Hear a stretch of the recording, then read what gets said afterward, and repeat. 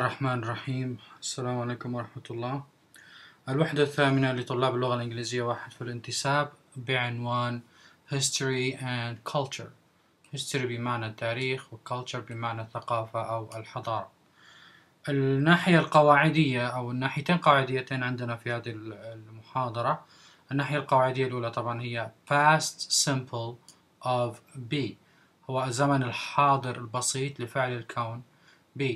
ولكن قبل البدء بالتعريف الزمن الحاضر البسيط للفعل be، يجب أن نتعرف على كيفية أو لماذا نستخدم أو في أي حالات نستخدم الزمن الحاضر البسيط، عفوا الماضي البسيط. الزمن الماضي البسيط يستخدم لكي نتكلم عن الأشياء التي حدثت، يعني تمت وانتهت. حدثت يعني تمت وانتهت.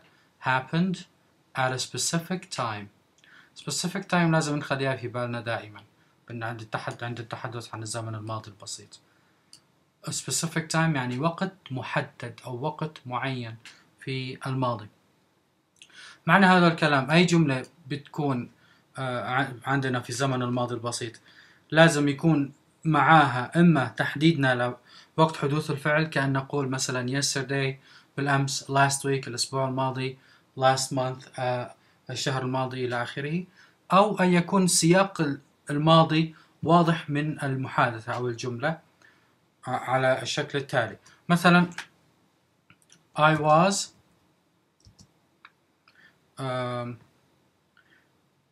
at the university last week. معناها كنت في الجامعة الأسبوع الماضي. طبعا last week الأسبوع الماضي هي السبيسيفيك تايم، هي الزمن أو الوقت المحدد. لو جيت أنا سألت سؤال مثلا where were you last week، أين كنت الأسبوع الماضي؟ بإمكاني أجاوب I was at the university، كنت في الجامعة. لاحظوا أنه في الجملة الثانية ما ذكرت عبارة last week بسبب بسيط، وهو أنه ضمن المحادثة ضمن السياق عبارة last week موجودة. عبارة last week أو الزمن الماضي البسيط موجودة، وبالتالي ما في داعي أرجع أكررها مرة ثانية. نعود للفعل be. الفعل be في حالة الحاضر هو am، يستخدم مع الضمير I. في حالة الحاضر أيضا is يستخدم مع الضمير he she و it. والفعل are في حالة الحاضر يستخدم مع we you و they. الفعل be في حالة الماضي be هذه in the present في الحاضر، والفعل be in the past في الماضي. الفعل be في الماضي زي ما شايفين هنا الام والis شكلها واحد في الماضي هو was، وبالتالي تستخدم مع I he she و it. والr شكلها واحد، طبعا شكلها في الماضي هو were، يستخدم مع we you و they. we you و they. فشكل الحاضر أو شكل الماضي البسيط من الفعل be هو was مع الضمائر I أنا، he هو، she هي، و it هو وهي الغير العاقل، أو ما يعادلها من أسماء علم. were مع we you و they في الماضي البسيط أو ما يعادلها من أسماء علم. طبعا في حالة النفي نقوم باستخدام was not أو were not. كمثال I was not at home last weekend or last week. They were not at the university last week. طبعا في حالة اختصار was مع not تصبح wasn't، وبحالة الاختصار were مع not تصبح weren't.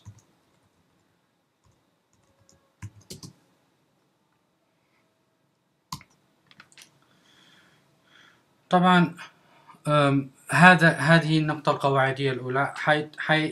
حيلي إن شاء الله في الوحدة القادمة شرح أكثر عن الزمن الماضي البسيط، ولكن ننتقل للنقطة القواعدية الثانية في هذه الوحدة، هي استخدام could و couldn't.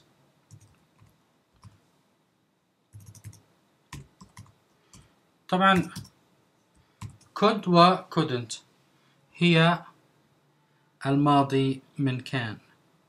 نقول I can swim أستطيع أن أسبح. I could run fast when I was young. كنت أستطيع الجري بسرعة عندما كنت شابا. أوكي، أو استطعت الجري بسرعة عندما كنت شابا، معناها الحين لا أقدر على الجري بسرعة. وبالتالي القاعدة من استخدام could هي استخدام للتحدث عن ability القدرة كما ذكرنا سابقا، و possibility الإمكانية، ولكن في الماضي. على سبيل المثال in the past في الماضي only some people could read and write. في الماضي فقط بعض الناس استطاعوا الكتابة والقراءة. Only some people could read and write. فقط بعض الناس استطاعوا القراءة والكتابة. جملة أخرى My grandparents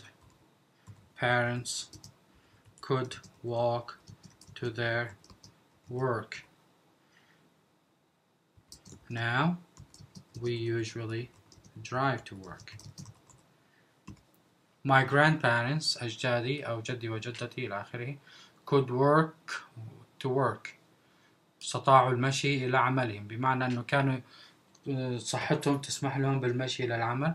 Now الآن we usually drive to work عادة ما نقود السيارة إلى العمل. طبعا كما ذكرنا سابقا بالنسبة للمودل verb، هذه يعني نلاحظ أن بعد الفعل could الفعل الرئيسي walk لا يحوي على s، لا يحوي على ed، لا يحوي على ing، وبالتالي كل الأفعال بعد could تأتي بصيغة المصدر مجردة من أي إضافات، مجردة من الاس، مجردة من ing، مجردة من ed، لأنها تأتي في صيغة المصدر infinitive. okay. بعض المفردات في هذه المحاضرة، مفردات تتعلق بالمباني buildings،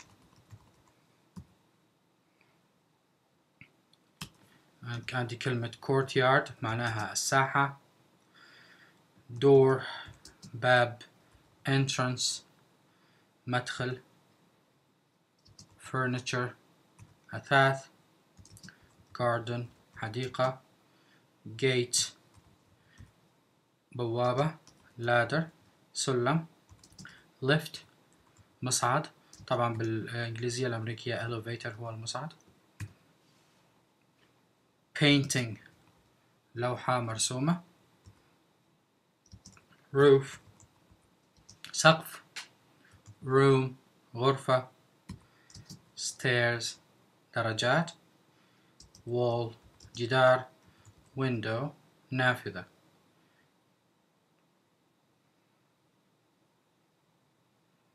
عندنا طبعا بعض الأشياء الأجسام التي بإمكانها أن نصفها بصفات describing objects وصف الأشياء،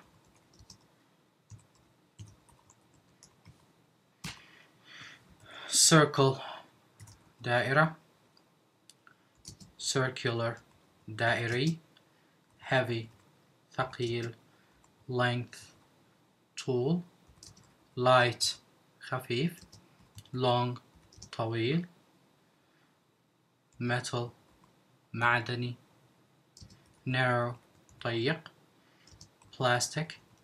بلاستيكي، rectangle مستطيل، short قصير، square مربع. طبعا square تجي صفة وفعل. weight وزن، wide عريض، width عرض، wood خشب، wooden خشبي، lengthen كفعل بتجي بمعنى يطيل to lengthen، to weigh يزن، widen يزيد عرض، يزيد من عرض الشيء. طبعا في عندنا في هذه الوحدة نص قراءة عن مدينة تركية قديمة نستخدم فيها صيغة الماضي.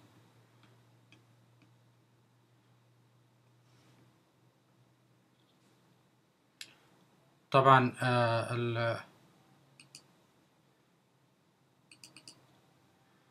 النص بعنوان Çatalhöyük اسم المدينة. Çatalhöyük now in Anatolia Turkey، وهي الآن موجودة في أناطوليا في تركيا. was one of the world's first cities، كانت من إحدى أوائل المدن في العالم. In fact many people think it is the oldest city، العديد من الناس يعتقدون أنها المدينة الأقدم. It was an important and busy place for 2000 years، كانت مكانا مهما ومزدحما أو مشغولا لمدة 2000 سنة، من حوالي 7000 قبل الميلاد إلى 5000 قبل الميلاد. From about 7000 years BC، BC معناها before Christ قبل المسيح، to 5000 years BC. Compared with today's cities، وبالمقارنة مع المدن الحالية، it wasn't big، لم تكن كبيرة. In 6250 BC، في قبل 6250 سنة قبل الميلاد، there were only about 6000 people there، كان فيها حوالي 6000 شخص فقط. The people were، we believe، الناس كانوا كما نعتقد kind and peaceful، لطيفين ومسالمين. Many of the people were farmers، but the city was also a center of trade and ideas. العديد من الناس كانوا مزارعين، ولكن المدينة كانت أيضا مركزا للتجارة والأفكار. Çatalhöyük was rich and well organized، but life was very short.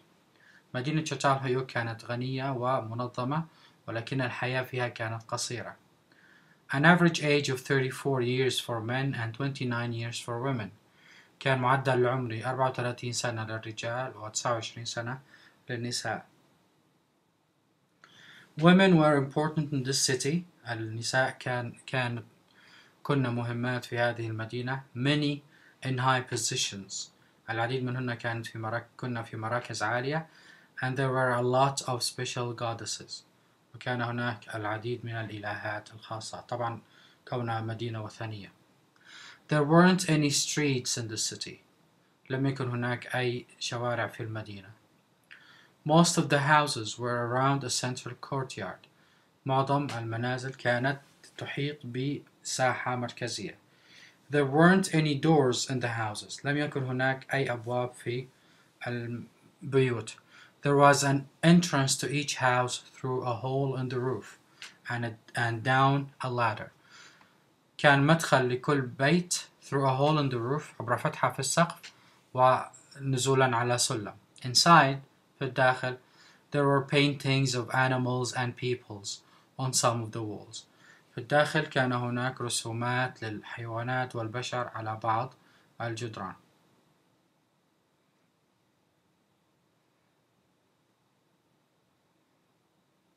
طبعا ناخذ التمرين اللي وراها. طبعا use the words in the box to complete this summary of the text، استخدم الكلمات في المربع لإكمال هذا الملخص عن النص في الأعلى. farming زراعة. good جيد. population تعداد سكاني. place مكان. unusual غير اعتيادي. Çatalhöyük was an important about 8,000 years ago, when the was about 6,000 years ago. Okay, when the was about 6,000. It was one of the first communities and also important for trade. Life was for the people here, but it was also short. The people's homes were but comfortable.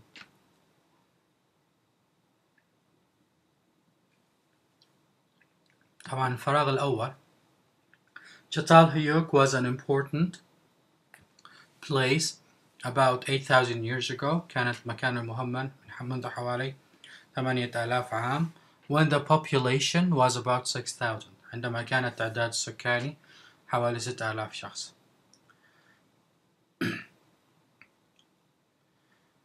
It was one of the first communities and also important for trade. كانت one of the first farming communities, واحدة من المجتمعات الزراعية الأولى, and also important for trade, وكانت مهمة في التجارة. Life was good for the people here. كانت الحياة جيدة للناس هنا, but it was also short. ولكنها كانت قصيرة أيضا. The people's homes were unusual غير اعتيادية, طبعا بسبب تصميمها الغريب, but comfortable. ولكنها كانت مريحة. طبعا بهذا تكون نهاية المحاضرة الثامنة. شكرا لكم.